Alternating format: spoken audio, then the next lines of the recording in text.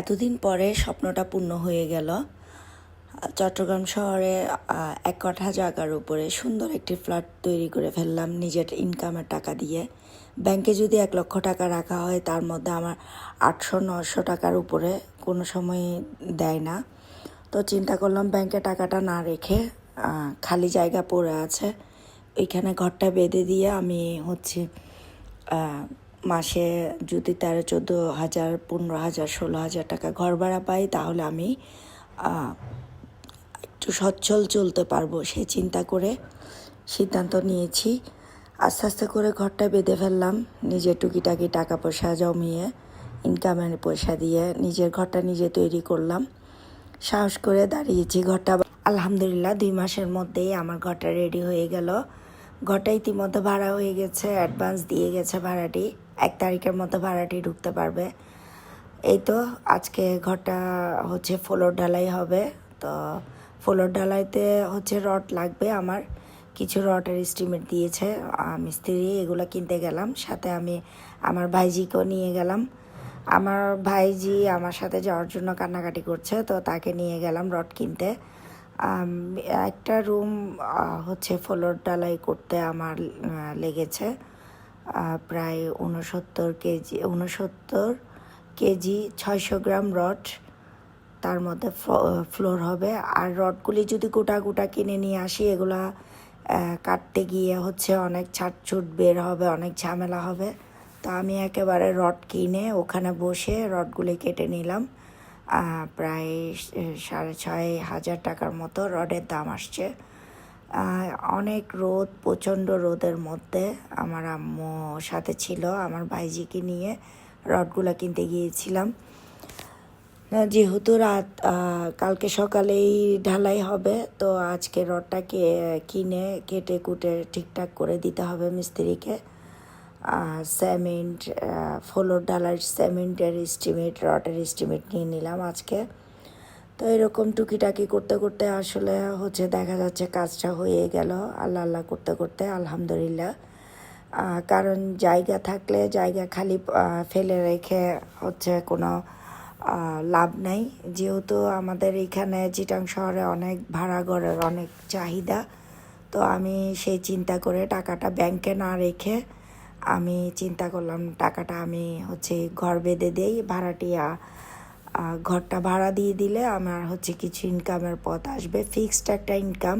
যেহেতু জায়গাটা আমার, তো আমার ঘরটা যদি আমি বেঁধে দিই তাহলে আমার ভবিষ্যতের জন্য অনেক লাভবান থাকবো। সেই চিন্তা করে আমি ঘরটা বেঁধে ফেলেছি। আল্লাহ আল্লাহ করে হয়ে গেছে আমার ঘরটা। আমি অনেক খুশি, কারণ যে কোনো কাজ মানুষ, আমি মনে করি যে কোনো কাজ মানুষ পরিশ্রম করলে সফলতা আসে। তো আপনারাও চেষ্টা করবেন যে কোনো কিছু চিন্তা ভাবনা করে ডিসিশন নিয়ে কাজ করার জন্য। কারণ হাতে টাকা থাকলে হাত চুলকায়, টাকা খরচ হয়ে যায়। তো টাকাটা একটা কাজে লাগানোটাই আমি মনে করি বুদ্ধিমানের কাজ। এই চিন্তা ভাবনা করে আমি টাকাটা কাজে লাগিয়ে ফেললাম। একতলা বাসা, একটা ফ্ল্যাট, দুটো কিচেন, দুটো কিচেন, দুটো ওয়াশরুম, দুটো রুম, সব কিছু মিলে একটা ফ্ল্যাট হয়েছে। খুব সুন্দর ছোট্ট একটা, বলতে পারেন আমার বাবুই পাখির বাসা। অনেক সুন্দর করে আমি বাসাটা তৈরি করেছি, নিজে ডিজাইন দিয়ে নিজের মতো করে নিজে বানিয়েছি ঘরটা। মিস্ত্রি, মাশাআল্লাহ, মিস্ত্রির কাজগুলো ভালো ছিল, তারাও খুব সুন্দর করে একদম নিজের মতো করে কাজ করেছে, আমাকে অনেক সহযোগিতা করেছে। এই আস্তে আস্তে করে কাজটা কমপ্লিট হয়ে গেল। এখন শুধু রং করার পালা। আমি বলি কি, ব্যাংকে আমি অনেক চিন্তা করেছিলাম, ভাবছিলাম যে ব্যাংকে রাখবো টাকাটা। আসলে ব্যাংকে রাখলে দেখা যায় তেমন একটা লাভবান হওয়া যাবে না। আর তাছাড়া ব্যাংকে থাকলে এই টাকা তুলে তুলে খেয়ে ফেলবো, সেই চিন্তা করে টাকাটা আমি বাড়ির কাজে লাগিয়ে দিলাম। যেখানে প্রতি মাসে মান্থলি আমার 15 থেকে 16 হাজার টাকা ভাড়া আসবে, সেই চিন্তাটা করে আমি ঘরটা রেডি করে ফেললাম। আর বাকি উপরের কাজগুলো পরে ধরবো চিন্তা করলাম। এই যে আমাদের রড কেনা শেষ, আমরা মা মেয়ে ভাইজিকে নিয়ে চলে আসতেছি। এই আস্তে আস্তে হচ্ছে ক্লান্ত, দুপুরবেলা অনেক রোদ, আর রাস্তায় হচ্ছে অনেক ডেকচি পাতিল। আমরা হচ্ছে মুরাদপুর থেকে রডগুলো কিনেছিলাম, তো আসার সময় অনেক জ্যামে পড়েছি। জ্যাম পার্ক হয়ে আমরা আবার যাচ্ছি সিমেন্টের দোকানে, সিমেন্ট কিনবো। কারণ বারবার কেনাকাটা করতে গেলে হচ্ছে বারবার ভ্যান গাড়ি ভাড়া, তারপর হচ্ছে ক্যাচাল পাড়তে হয়। যেহেতু আমি ওখানে থাকি না, আমার গিয়ে গিয়ে করতে হয় সব কিছু।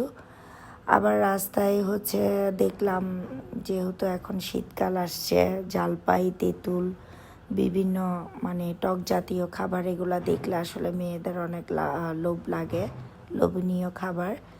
তো ক্ষীরা নিলাম 1 কেজি 60 টাকা করে, জলপাই নিলাম আর তেঁতুল নিলাম, আর কিছু কাঁচা ঝাল মরিচ, যেগুলোকে আমরা পুটকা মরিচ বলি, এই মরিচগুলো নিলাম। নিয়ে হচ্ছে আবার সিমেন্টের দোকানে যাব, এগুলা নিয়ে তারপর এইখান থেকে আবার হচ্ছে বাড়িতে যাব।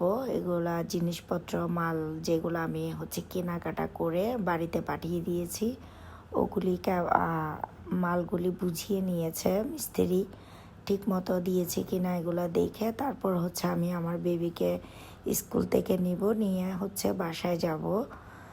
এর মধ্যে এই কেনাকাটা রোদের মধ্যে দাঁড়িয়ে দাঁড়িয়ে হচ্ছে তেঁতুল মেতুল এগুলো নিলাম দরদাম করে। বাসায় গিয়ে হচ্ছে ভর্তা বানিয়ে খাবো। আমার হচ্ছে চিন্তাধারা খুব বিজনেস মেন্টালিটির।